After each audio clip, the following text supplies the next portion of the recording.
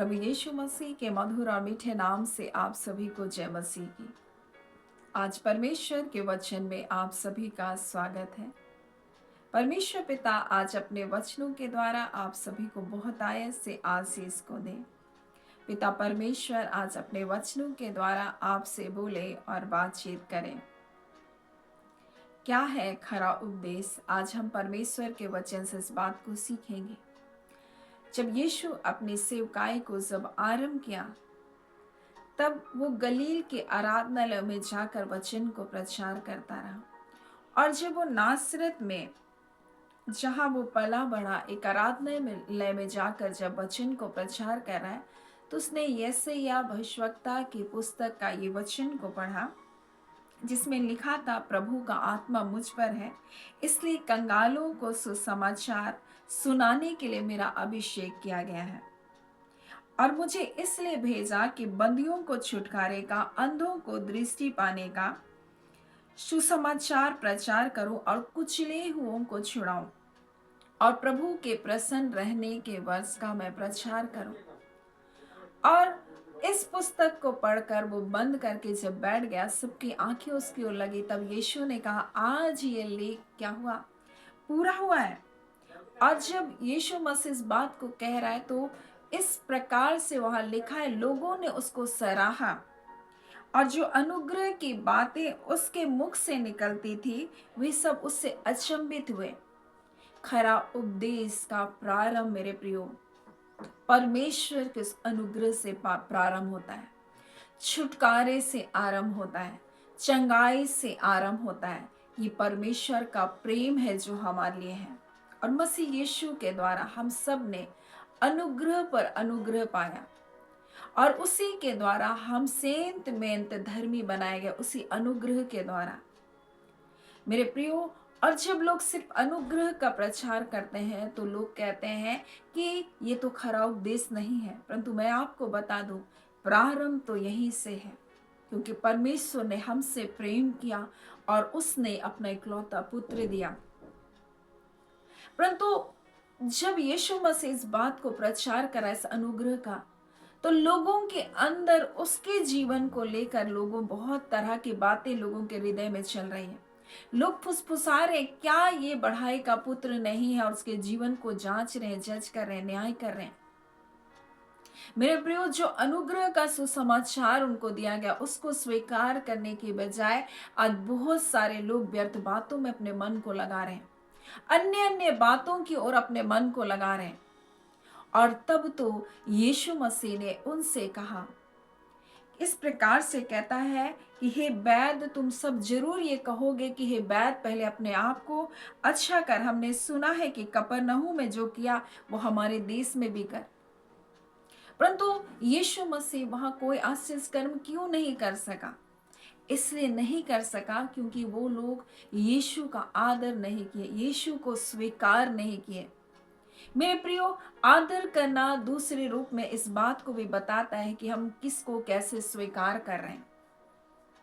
और यहाँ पर यीशु का अनादर करने लगे, कहने लगे, क्या इनके भाई, इनके बहन हमारे बीच में नहीं रहते? और इस कारण लिखा है, यीशु मसीह वहां थोड़े से बीमारों को चंगा किया और अधिक अद्भुत कार्य ना कर सका। और जहां अविश्वास है, वहां प्रभु कार्य नहीं कर सकता है मेरे प्रियो। और यहाँ पर यीशु मसीह उनको बताता है, इज़राइल में बहुत सारी विधवाएं थी, परंतु एलिया के समय में जब 3.5 वर्ष जब अकाल पड़ा रहा, सूखा पड़ा रहा, तो इज़राइल की किसी विधवा के पास उसको नहीं भेजा गया, परंतु सैदा के एक सारपत की विधवा के पास उसको भेजा गया कि वो इस अकाल के समय में उसको खिलाए। यहाँ पर इस प्रकार से लिखा, इज़राइल में बहुत सारे कोढ़ी थे, बहुत सारे कोढ़ से ग्रसित लोग हैं, लेकिन वो सीरिया वासी नामान को छोड़ कोई चंगा नहीं हुआ। आज मैं आपको बताऊं, चुनाव परमेश्वर का है। हमने परमेश्वर को नहीं चुना, परमेश्वर ने हमको चुना है। और ये चुनाव परमेश्वर का है, इसलिए घमंड की बात नहीं है मेरे प्रियो। परमेश्वर ने अनुग्रह किया, और उसके अनुग्रह के द्वारा हम सेंत में धर्मी बनाए गए, ना कि हम अपने कार्य के द्वारा। और इसी बात को यीशु मसीह जब बता रहे, लोग तिलमिला उठे, लोग क्रोध से भर गए, परमेश्वर के उस प्रेम को, उस चुनाव के बारे में जब बताया गया, लोग तिलमिला उठे। वो सोच रहे थे कि हम ही सबसे महान है, हम ही सबसे बड़े हैं। मेरे प्रियो, कई बार ये धार्मिक घमंड मनुष्य के जीवन का पतन का कारण होता है। मैं ही सब जानता हूं, मुझको ही सब पता है, ये दूसरों की गलतियों को बहुत पकड़ते हैं, छोटी छोटी बातों को लेकर बैठते हैं। परंतु मैं हमेशा अक्सर इस बात को मैं कहती हूँ कि हम में से कोई भी सिद्ध नहीं, परंतु हम सिद्धता की ओर बढ़ रहे हैं। और सिद्ध तो केवल यीशु मसीह, और हम उसकी ओर देखते चले जाएं। मेरे प्रियो, यहाँ पर यीशु मसीह इन लोगों को बताना चाह रहा है कि चुनाव परमेश्वर का है। और यही बात तो मेरे प्रियो यूहन्ना भी संसार में जब बपतिस्मा देने वाला जब इस संसार में था, तो इस प्रकार से कहा कि मन फिराओ, क्योंकि स्वर्ग का राज्य निकट है। जब आप मत्ती 3 उसके 1 में देखेंगे और मत्ती 4 उसके 17 में जब आप देखेंगे, तो यीशु मसीह ने भी जब प्रचार प्रारंभ किया तो कहा मन को फिराओ। लेकिन लोग यीशु के विरुद्ध में क्यों उठे, यूहन्ना के विरुद्ध में क्यों उठे? क्योंकि वो अनुग्रह के बारे में बताया, परमेश्वर के प्रेम के बारे में बताया, लोगों को कहा अपने मन को फिराओ। परंतु लोगों का हृदय इतना कठोर था मेरे प्रियो कि लोग मन को फिराना नहीं चाहते थे, परमेश्वर के प्रेम को स्वीकार करना नहीं चाहते थे, क्योंकि उनको पता था परमेश्वर के पास आने का अर्थ है मुझको पाप को छोड़ना है।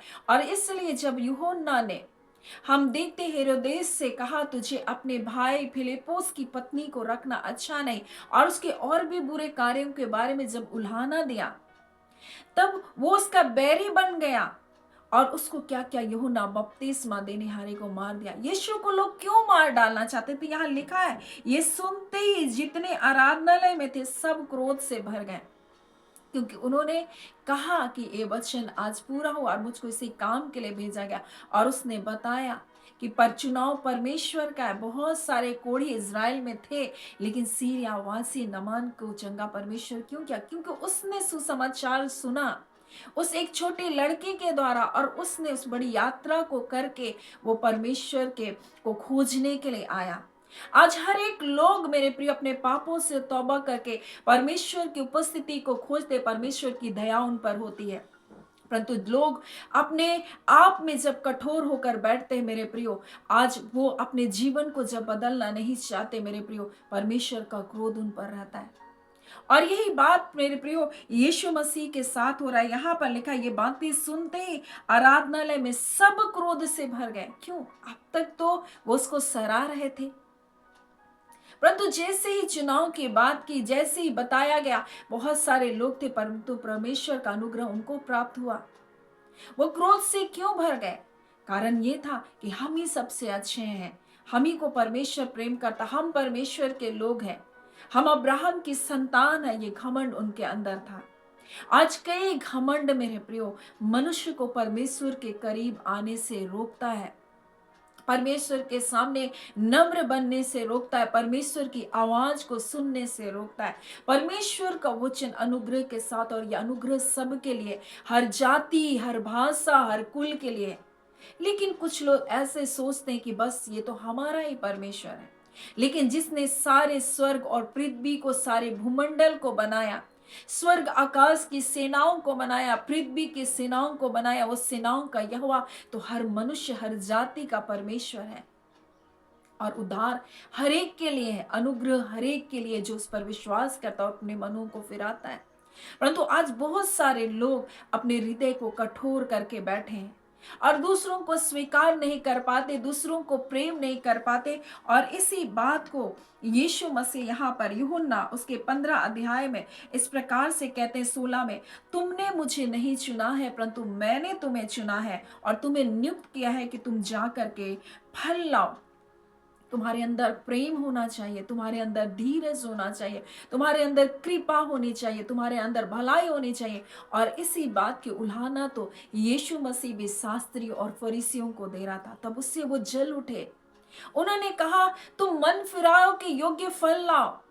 तुम प्रेम और दया को भूल जाते हो, हर चीज का दसवांश लेते हो, लेकिन जो व्यवस्था की मुख्य बातें, जो व्यवस्था का सार है, प्रेम, दया को, कृपा को तुम भूल गए हो। और यही बात यीशु मसीह कहता है, चुनाव मेरा है। हर एक लोग जो परमेश्वर के सामने अपने आप को नम्र और खाली करता, अपने आप को दीन करता है, परमेश्वर उन पर दया करता है। जो परमेश्वर के खोजी है, परमेश्वर उन पर दया करता है और कहता है, तुमने मुझे नहीं चुना, परंतु मैंने तुम्हें चुना है कि तुम जा करके फल लाओ और तुम्हारा फल बना रहना चाहिए, और तब तुम जो कुछ मांगोगे मैं तुम्हारे लिए करूंगा। और कहता है, इन बातों की आज्ञा मैंने तुम्हें इसलिए दिया कि तुम एक दूसरे से प्रेम रखो। लोग प्रेम को भूल गए, दया को भूल गए मेरे प्रियो। और जब परमेश्वर के प्रेम का प्रचार किया जा रहा है, उसके अनुग्रह का प्रचार किया जा रहा है मेरे प्रियो, लोग तिलमिला उठे मेरे प्रियो। लोग खरा उपदेश को नहीं सुन सकते। और इसलिए जब आप तिमिथियुस में पढ़ते हैं, दूसरा तिमिथियुस उसके चौथे में, तो यहाँ इस प्रकार से लिखा, परमेश्वर और मसीह यीशु को गवाह करके जो जीवतों और मरे हुओं का न्याय करेगा, उसके सामने प्रकट होने और राज्य की सुधि दिलाने का मैं तुम्हें आदेश देता हूँ। तू वचन का प्रचार कर, समय असमय तैयार रह, सब प्रकार की सहनशीलता शिक्षा के साथ उल्हाना दे, डांट और समझा, क्योंकि ऐसा समय आएगा जब लोग खरा उपदेश ना सह सकेंगे, परंतु कानों की खुजली के अनुसार, अपनी अभिलाषाओं के अनुसार, काने खुजली के कारण अपनी अभिलाषाओं के अनुसार अपने लिए बहुत तेरे उपदेशक बटोर लेंगे और अपने कान सत्य से फेर कर कथा कहानियों पर लगाएंगे। आज मैं आपको बता दूं मेरे प्रियो, परमेश्वर हमसे प्रेम करता, और यह अनुग्रह का सुसमाचार है कि हम मन को फिराए। यह अनुग्रह का सुसमाचार है कि आज भी हमारे पास एक समय है कि हम परमेश्वर के पास लौट आए। अगर हम परमेश्वर के अनुग्रह हमें प्राप्त हुआ है करके हम ढिठाई के साथ जब पाप और बुराई में अपने जीवन को जीते हैं मेरे प्रियो, हम ढिठाई के साथ जब अपने जीवन को जीते हैं, तो हमारे फिर मन फिराने का कोई दूसरा और मौका नहीं बच जाता है। मन फिराने के लिए और कोई दूसरा अवसर हमारे लिए नहीं रह जाता है। हम इस वचन को देखेंगे, इब्रानी और उसके 6वें अध्याय और उसके 4 में इस प्रकार से लिखा है, क्योंकि जिन्होंने एक बार ज्योति पाई और स्वर्गीय वरदान का स्वाद चख चुके और पवित्र आत्मा के भागी हो गए और परमेश्वर के उत्तम वचन का और आने वाले युग के सामर्थ का स्वाद चख चुके हैं, तो वे भटक जाएं। यदि वे भटक जाएं तो उन्हें मन फिराव के लिए नया बनना अनहोना है, क्योंकि उन्होंने परमेश्वर के पुत्र को अपने लिए क्रूस पर चढ़ाते हैं और प्रगट में उस पर कलंक लगाते हैं। मेरे प्रियो, जो परमेश्वर के अनुग्रह का स्वाद को चख चुके, उसके दया को जान चुके, उसके पवित्र आत्मा के भागी हो चुके हैं और उत्तम वचन का और आने वाले युग की सामर्थ का स्वाद चख चुके, अगर वो भटक जाएं तो उनका मन फिराव होना अनहोना है, परमेश्वर का वचन कहता है। मेरे प्रियो, परमेश्वर का वचन तलवार है। परमेश्वर का वचन हमारे लिए एक हथौड़े के समान है, और जब परमेश्वर का वचन हमें बताता है, हमारे हृदय को काटता है। कई बार हमको चोट लगती है और ऐसा लगता है कि अरे ये तो मानो मेरे लिए ही बोल रहा है। और कई बार लोग क्या करते हैं, उसको तुरंत बंद कर देते हैं और बोलते हैं मुझको इसका सुसमाचार नहीं सुनना है, क्योंकि ये तो पापों से मन फिराने की बात कर रहा है, ये तो हमारे पापों को जता रहा है।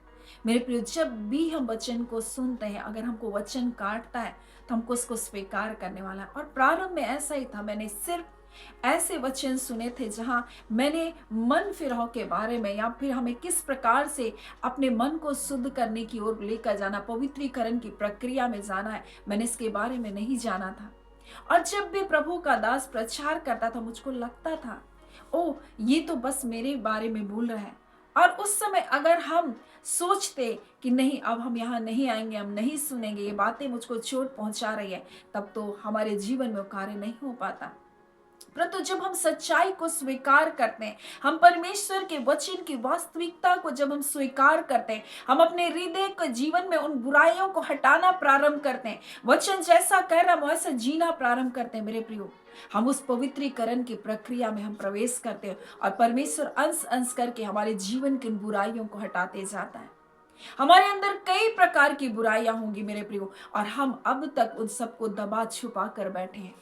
परंतु परमेश्वर चाहता है कि हम उस खरे उपदेश को जो अनुग्रह के साथ हमारे जीवन में आया, परमेश्वर ने जो हमसे प्रेम किया, हम पर दया को दिखाई, हम उसके लहू के द्वारा जो सेंत में धर्मी ठहराए गए मेरे प्रियो, हम फिर से पापों की ओर अपने जीवन को ना जिए। हम बुराई की ओर ना जाएं, क्योंकि परमेश्वर का वचन कहता है, क्योंकि जिन्होंने एक बार ज्योति पाई है और स्वर्गीय वरदान का स्वाद चख चुके हैं और पवित्र आत्मा के भागी हो गए, परमेश्वर के उत्तम वचन का और आने वाले युग की सामर्थ का स्वाद चख चुके हैं, यदि वो भटक जाएं तो उन्हें मन फिराव के लिए नया बनना अनहोना है, क्योंकि वे परमेश्वर के पुत्र को अपने लिए फिर क्रूस पर चढ़ाते हैं और प्रगट में उसके ऊपर कलंक लगाते हैं। मेरे प्रियो, जब यीशु मसीह आया, वचन को प्रचार कर रहा है और परमेश्वर के चुनाव के बारे में बता रहा है, परमेश्वर के बारे में बता रहा है कि अनुग्रह के द्वारा उसने हमको अपने निकटता में बुलाया। मेरे प्रियो, जब हम परमेश्वर को खोजते हैं, अपने मन को फिराते हैं, परमेश्वर के वचन के अनुसार जब हम चलते, परमेश्वर हमारे जीवन में अपनी भलाइयों को प्रकट करता है। लेकिन अगर इस वचन को सुन करके वहां कुछ लोग तिल मिला उठे और यीशु को मार डालना चाह रहे थे, फरीसी और शास्त्री यीशु को मार डालना चाहते थे, क्योंकि उनको जीवन की वास्तविकता के बारे में बता रहा था, सच्चाई के बारे में बता रहा था कि तुम सब कुछ कर रहे हो, लेकिन असली बात प्रेम, दया, भलाई को तुम छोड़ दे रहे हो, कृपा करना भूल जा रहे हो तुम। तो मेरे प्रिय, ये बातें उनको बुरी लगी, उनको चोट लगा, उन्होंने सुधरना नहीं चाहा, परंतु उन्होंने क्या किया, यीशु को ही मार डाला। आज बहुत सारे लोग प्रभु का विरोध इसलिए करते हैं क्योंकि जब वो वचन को सुनते हैं तो उनको चोट लगती है, और इसलिए क्योंकि उनके पाप उनको प्रभु के पास आने नहीं देते। मेरे प्रिय, आज बहुत तेरे लोग खरा उपदेश इसलिए नहीं सुनते, और जो अच्छी अच्छी बातों को, केवल चमत्कारों के बारे में, केवल आपको क्या आशीष मिलेगी इसके बारे में प्रचार करते, तो बहुत सुनना पसंद करते हैं। मेरे प्रियो, परंतु सुसमाचार इतना नहीं है। हाँ, जरूर प्रभु चमत्कार करता और इतने अद्भुत आश्चर्यजनक कार्य करता है जो गिने नहीं जाते, और वो हर दिन करता है, हर पल करता है, अद्भुत रीति से सुरक्षा देता है, अद्भुत रीति से भलाइयों को करता है। ये उसके अनुग्रह के द्वारा है, लेकिन उससे बढ़कर वो हमको स्वर्ग राज्य लेकर जाना चाहता है। जिस उद्देश्य से यीशु मसीह हमारे लिए आया, ताकि वो हमको अपने संग, अपने राज्य लेकर जाए, मेरे प्रियो, तो हमें भी आज अपने जीवन को उस ओर लेकर जाना है और परमेश्वर की इच्छा के आगे अपने आप को समर्पित करना है। परमेश्वर पिता इस वचनों के द्वारा आप सभी के जीवन को बहुत ऐसे आशीष को दे। आमीन। आइए हम प्रार्थना करेंगे। धन्यवाद देते हैं जीवते सच्चे सामर्थ्य पिता परमेश्वर, प्रभु यीशु मसीह के नाम से अब आपके पास आते हैं। हम आपके शुक्रगुजार हैं पिता, आज के समय के लिए, आपकी दया के लिए। खुदान परमेश्वर, जो आपने समय में प्रभु जी हमें रखा ताकि हम आपके नाम की महिमा कर सके खुदान, और जितने इस वचन के पिता सहभागी हुए हैं, प्रत्येक के जीवन को प्रभु आप आशीषित कीजिए। और खुदान परमेश्वर प्रभु जी अपने मन को परमेश्वर आपकी ओर लगाए रखे, व्यर्थ बातों से अपने कानों को फेरे पिता, व्यर्थ चीजों से उनका जीवन फिरने पाए, और प्रभु आपकी योजना के अनुसार अपने जीवन को जिए। खुदान परमेश्वर, कई प्रकार की बुराई है, पाप है, जो आपके लोगों को उलझाने, फंसाने के लिए, आपके प्रेम से अलग करने के लिए शत्रु कार्य कर रहा है, परंतु उनकी सारी युक्ति और योजना यीशु आपके नाम से विफल हो, और आपके लोग प्रभु आपके मार्गों में पिता खराई के साथ अपने जीवन को जिए परमेश्वर, ताकि प्रभु जी आप जो योजना उनके लिए बनाए हो, उन योजना पिता उनके जीवन में पूरी होती चली जाए। हम एक एक प्रियजनों को आपके हाथों में सौंपते हैं, एक एक प्रियजन, माता पिता, बुजुर्ग भाई बहनों को पिता परमेश्वर, बुजुर्ग माता पिता भाई बहनों को, हम बच्चों को, हम सभी को आपके हाथों में देते हैं। अब परमेश्वर, हम प्रार्थना करते हैं पिता, हर एक लोग पिता आत्मा में बलवंत हो प्रभु जी, सामर्थी जीवन को जिए खुदान परमेश्वर, किसी भी बातों से निराश या टूटे नहीं, परंतु वो जाने कि ये मसीह यीशु में जीवन से बढ़कर है। हम छोटे छोटे बच्चों को आपके हाथों में देते हैं, जो गलत पिता परमेश्वर आजकल मोबाइल के एडिक्शन में या व्यर्थ बातों में अपने समय को व्यतीत कर रहे हैं प्रभु जी, उन सारे फंदों से वो छूटे प्रभु जी, और पिता परमेश्वर अपने जीवन को सही दिशा में लेकर जाए। अब परमेश्वर पवित्र आत्मा आप सहायता कीजिए, आप मदद कीजिए, अपने लोगों की आप अगुवाई कीजिए पिता। आपके बगैर हमें संसार में नहीं चल सकते, हमें आपकी आवश्यकता है, आप मदद कीजिए पिता पवित्र आत्मा, और हर एक लोगों के सोच विचार, मन और हृदय की आप रक्षा कीजिए, और व्यर्थ बातों से अपने लोगों को बचाए रखिए। जितने लोग रोग दुख बीमारी में प्रभु, इसी घड़ी अपने चंगा करने वाले हाथों को कृपा कर बढ़ाइए और उन्हें चंगा कीजिए प्रभु। आप हमारे चंगा करने वाले परमेश्वर, और इसी घड़ी यीशु आपके नाम के द्वारा चंगाई की सामर्थ उनके जीवन में कार्य करने पाए, हर प्रकार के अंधकार के बंधन टूट जाए यीशु के नाम से। और इसी घड़ी प्रभु, जो अन्यथा बोझ उनके हृदय में है पिता, जो बोझ को लिए चल रहे हैं प्रभु, छोटी छोटी बातों में निराश हो जा रहे हैं प्रभु, रो रहे हैं परमेश्वर पिता, बात बात में परमेश्वर छोटी छोटी बातें उनको चोट पहुंचा रही है। आज ऐसे सारे बंधन टूटे और इसी घड़ी प्रभु उनके हृदय का हर एक बोझ उठाया जाए। वो इस बोझ को उठा नहीं सकते हैं पिता, कृपा कर अपने, हाँ पिता, अपने हाथों को बढ़ाएं और उनके हृदय के हर एक बोझ को आप उठा लीजिए। हर प्रकार की चिंताओं के बंधन टूटे यीशु के नाम से। पिता आपका धन्यवाद देते हैं, आपने जय और छुटकारे को अपने लोगों के जीवन में दिया है। धन्यवाद देते हैं पिता, प्रार्थना हम यीशु के नाम से मांगते, दया सुने अनुग्रह से ग्रहण कर लीजिएगा, आमीन। परमेश्वर पिता आप सभी को बहुत आयत से आशीष को दें, आमीन।